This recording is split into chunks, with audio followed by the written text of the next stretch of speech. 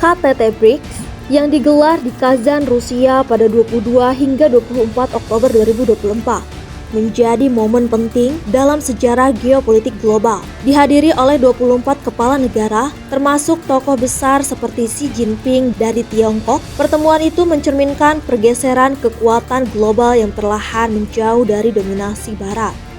Sekretaris Jenderal PBB, Antonio Guterres, pun hadir dan menimbulkan pertanyaan besar mengenai masa depan tata kelola global. Seiring melemahnya dominasi unipolar Barat, BRICS semakin menegaskan dirinya sebagai kekuatan alternatif yang tangguh.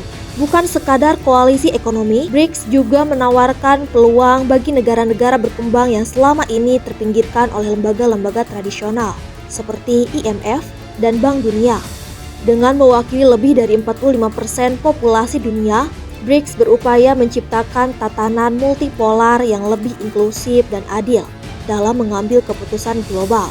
KTT ini juga memberi kesempatan penting bagi negara-negara berkembang untuk memperjuangkan aspirasi mereka di panggung dunia.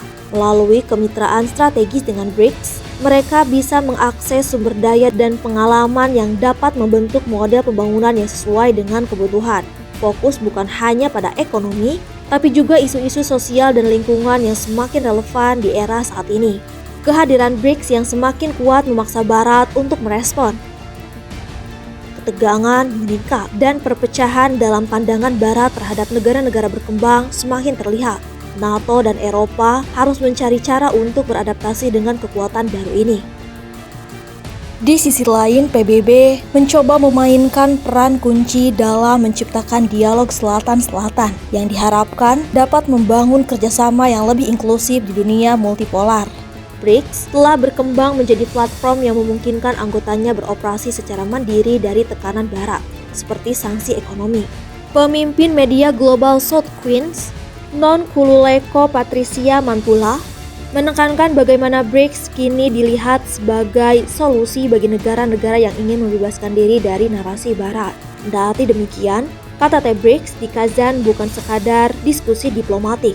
Ini adalah laboratorium bagi arsitektur global baru. Dominasi Barat mungkin mulai pudar dan era baru multilateralisme yang lebih inklusif dan adil mulai terbentuk. Pertemuan ini bisa menjadi titik balik sejarah. Melalui BRICS, negara-negara berkembang mulai menentukan aturan baru dalam tatanan dunia.